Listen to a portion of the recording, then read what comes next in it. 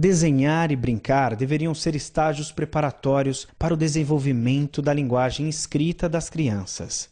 Os educadores devem organizar todas essas ações e todo o complexo processo de transição de um tipo de linguagem para outro.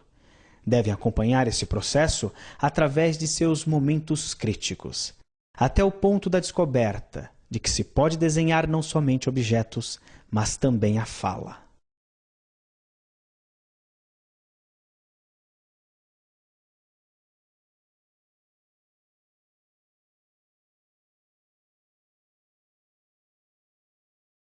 Um aspecto muito importante da teoria do Vygotsky com relação ao desenvolvimento é a ideia dele de que o desenvolvimento deve ser olhado de maneira prospectiva e não retrospectiva. Isto é, deve ser olhado para frente, para aquilo que ainda não aconteceu. Normalmente a gente olha para aquilo que já aconteceu, que já passou. Então a gente pergunta, seu filho já sabe amarrar sapato? Esse bebê já senta? Essa criança já aprendeu a ler e escrever? Então a gente se refere ao já, aquilo que já está consolidado, que já terminou, já está pronto na criança. Mas aquilo que está em processo, que está por acontecer, é ali que vai acontecer a intervenção pedagógica, a ação educacional de qualquer tipo, e também é ali onde o desenvolvimento está efervescente, está fervendo em termos de um fenômeno a ser compreendido pelo estudioso do desenvolvimento, né? Então, para esta questão, quer dizer, esta ideia básica do Vygotsky, na verdade, toma corpo num conceito que é típico da teoria dele, que é muito conhecido, que é o conceito de zona de desenvolvimento proximal ou potencial. Para explicar essa zona, ele trabalha com dois outros conceitos. Ele fala no nível de desenvolvimento real, que é o nível de desenvolvimento até o qual a criança já chegou, que é o tal do desenvolvimento passado, ou olhar retrospectivo, quer dizer, aquilo que ela já tem. Na outra ponta, a gente teria o que ele chama de nível de desenvolvimento potencial, que é aquilo que a criança ainda não tem, mas que a gente pode imaginar que está próximo de acontecer, né? Que está num horizonte próximo, não muito longínquo. Geralmente a gente sabe que estão tão próximas porque a criança consegue se relacionar com aqueles objetos de conhecimento e de ação, não autonomamente ainda, mas com ajuda, com instrução do outro, com a intervenção de um parceiro mais experiente. Então, o fato de que ela não faz sozinha, mas faz com ajuda, identifica que aquilo pertence a um plano de desenvolvimento que está próximo de se consolidar, né? E daí, entre aquilo que já está pronto e aquilo que está presente em semente, é que o Vygotsky localiza essa chamada zona de desenvolvimento proximal, que é um pedaço do desenvolvimento que permite, quer dizer, que é o mais interessante em termos de desenvolvimento, porque é onde o desenvolvimento está acontecendo agora, e é o que permite a intervenção, quer dizer, é ali que a gente pode pôr o dedo para operar transformações. A zona de desenvolvimento proximal define aquelas funções que ainda não amadureceram, mas que estão em processo de maturação. Funções que amadurecerão, mas que estão presentemente em estado embrionário.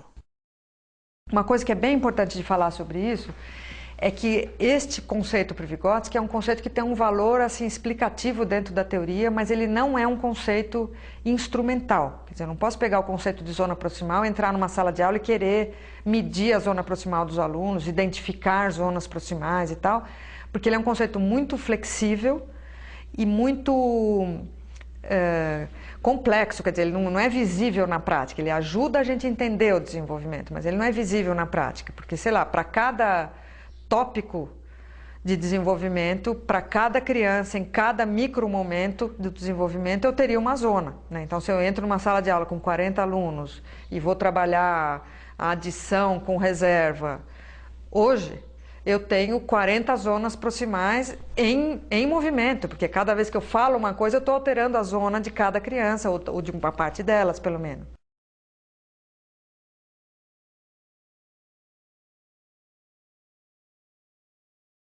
Um aspecto muito peculiar assim, da teoria do Vygotsky, muito central nas concepções dele sobre desenvolvimento, aprendizagem e tal, é a importância da intervenção das outras pessoas no desenvolvimento de cada sujeito. Então aqui entra uma coisa bem importante para o Vygotsky, que é assim, a importância desse mundo humano, dessa cultura, do outro social e tal, mas não em termos de um ambiente onde o sujeito está simplesmente imerso, né? Não é como se fosse um caldo onde a gente tivesse posto lá dentro e passivamente fosse absorvendo informações do ambiente.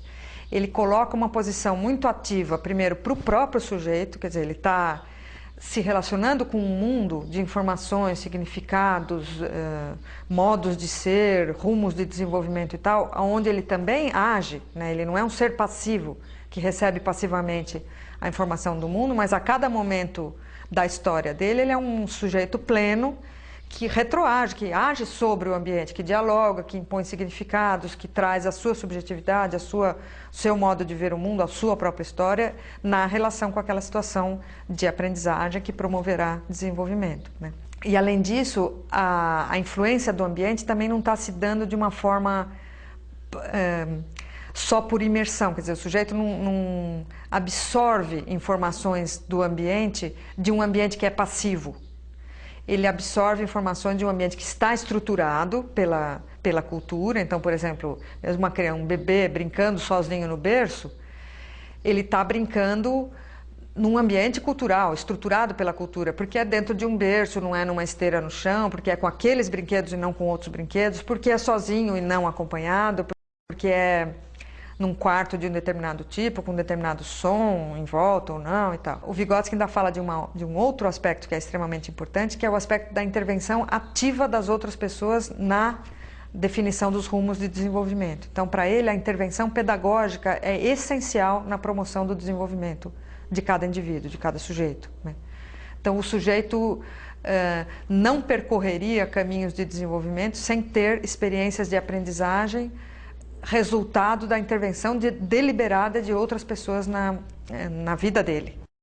Interferir intencionalmente no desenvolvimento das crianças é importantíssimo na definição do seu desenvolvimento. Então, o sujeito depende dessa intervenção para se desenvolver adequadamente nos rumos que aquela cultura supõe como os rumos adequados para o desenvolvimento.